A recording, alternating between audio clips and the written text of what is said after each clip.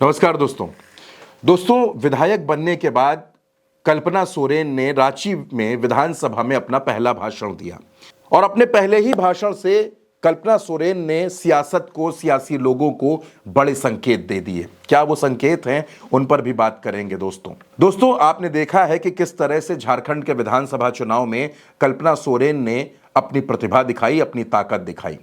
कल्पना सोरेन ने धुआंधार रैलियां की, चुनाव प्रचार किया, जिसका नतीजा यह रहा कि झारखंड में सत्ता में हेमंत सोरेन की फिर से वापसी हुई और वो मुख्यमंत्री बने। कल्पना सोरेन ने जब अपने भाषण की शुरुआत की तो उन्होंने सबसे पहले जितने भी सदस्य चुनाव जीतकर आए, हर किसी को बधाई दी, हर किसी का स्वागत किया। और सर्वप्रथम यहाँ पर मैं आए हमारे चुने हुए सभी पक्ष विपक्ष के साथी सभी को मेरी तरफ से अभिनंदन है, आभार है। और क्योंकि कहीं ना कहीं आप लोगों ने, आपको जनता ने प्यार दिया है, समर्थन दिया है और आज हम लोग उनका प्रतिनिधित्व करने के लिए आए हैं। और मैं आपको सिर्फ इतना बताना चाहूँगी कि आदरणीय महामहिम जी ने जो अभिभाषण दिया, उन अभिभाषण से ये हमारे सरकार की कार्य करने की शक्ति, उनकी इच्छा शक्ति, जिस तरीके से वो राज्य को अपनी सरकार से और अपने योजनाओं के तहत उनको अपनी जिम्मेदारी निभा करके उनको खुशहाली देने का काम करने वाली है, यही अभिभाषण में लिखा गया है, जिसका हम अपनी तरफ से बहुत बहुत धन्यवाद करते हैं। कल्पना सोरेन ने यह भी बताया कि झारखंड की सरकार आगे आने वाले वक्त में किस तरह से काम करेगी और सबसे बड़ी बात कल्पना सोरेन ने यह बताया कि आखिर झारखंड में भारतीय जनता पार्टी की हार कैसे हुई और झारखंड में महागठबंधन की जीत कैसे हुई। मैं ये सिर्फ इतना कहना चाहूंगी कि आज ये जो जीत हमें मिली है, जनादेश मिला है आदरणीय महोदय, इसके खास करके दो कारण हैं। पहला कारण है हमारी जनता का बीजेपी के ऊपर में गुस्सा इसलिए क्योंकि 2019 में जब जनादेश हमारी गठबंधन सरकार को मिला, इन्होंने गिराने का क्या क्या नहीं कर्तव्य किया है, ये आप लोगों को सबको पता है आदरणीय महोदय। और उसी दौरान में इस साल के प्रारंभ में हमारे राज्य के मुख्यमंत्री को जेल में डालने का काम किया है और षड्यंत्र के तहत में किया है, क्योंकि एक आदिवासी नेता इनसे सहा नहीं जाता है। आदिवासी नेता जरूर है और दूसरी पार्टियों में भी है, मैं सम्मान करती हूँ, लेकिन झारखंड के जनहित मुद्दों को, अब उनकी बातों को, उनके ज्वलंत मुद्दों को अगर गंभीरता के साथ, मजबूती के साथ उठाया है तो आदरणीय हेमंत सोरेन जी ने उठाया है। और जिसका खामियाजा ये हुआ है कि इस साल उनको जेल में भी डाला गया। और ये जनादेश झारखंड की आदिवासी मूलवासियों ने दिया है और ये जनादेश इसलिए दिया है क्योंकि हर तकलीफ झेलते हुए इस महागठबंधन सरकार ने हमारे राज्य के विकास के लिए काम किया है और आगे करने का उन्होंने ये बुनियादी विश्वास जताया है कि यही वो सरकार है जो इनके जन मुद्दों को बड़ी गंभीरता के साथ सदन में उठा भी सकती है और तुरंत अगर कोई योजना आई है तो उस योजना को लागू भी कर सकती है। इसके साथ साथ दोस्तों कल्पना सोरेन ने यह भी कहा कि झारखंड के साथ अन्याय होता है।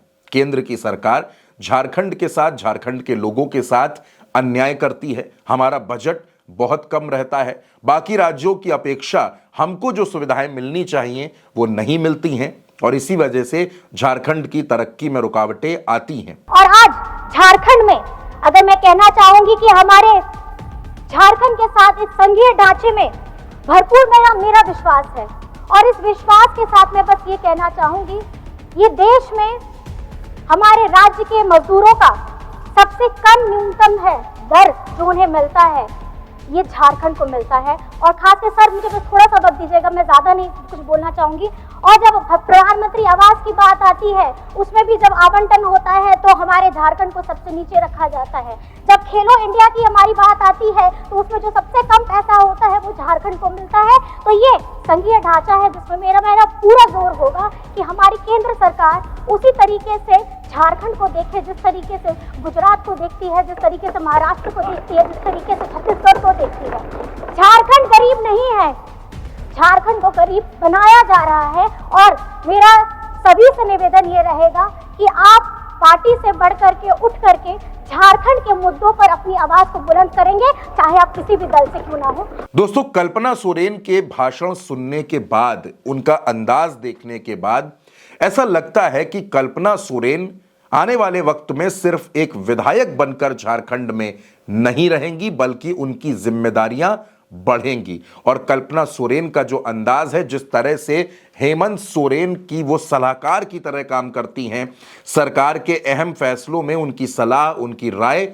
जरूर ली जाती है, इसके संकेत साफ हैं कि कल्पना सोरेन झारखंड के अंदर लगातार खुद को मजबूत कर रही हैं। और झारखंड में जिस तरह से कल्पना सोरेन की सक्रियता बढ़ी है, या फिर यूं कह लीजिए कि राजनीति के अपने पहले साल में ही कल्पना सोरेन ने सियासी बुलंदियों को हासिल कर लिया है।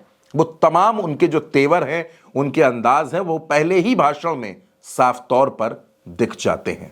अब दोस्तों, कल्पना सोरेन को सुनने के बाद जिस अंदाज में उन्होंने अपनी बात रखी, जिस तरह से सदन को संबोधित किया, उसको देखकर साफ तौर पर यह लगता है कि कल्पना सोरेन राजनीति में वक्त के साथ जैसे जैसे आगे बढ़ रही हैं, वैसे वैसे वो माहिर होती जा रही हैं, सियासी दांवपेच लगातार सीख रही हैं। और यह भी बात साफ है कि झारखंड में आने वाले वक्त में भारतीय जनता पार्टी को कल्पना सोरेन का मुकाबला करने में छींके आ जाएंगी, क्योंकि झारखंड में इस महिला विधायक ने पूरी की पूरी भारतीय जनता पार्टी को परास्त कर दिया है।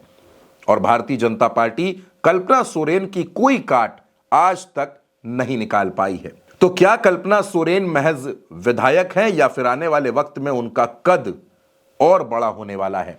इस बारे में आप जो भी सोचते हो, आप अपनी राय कमेंट बॉक्स में हमें जरूर बताइएगा, और उल्टा चश्मा यूसी को सब्सक्राइब भी करते रहिएगा।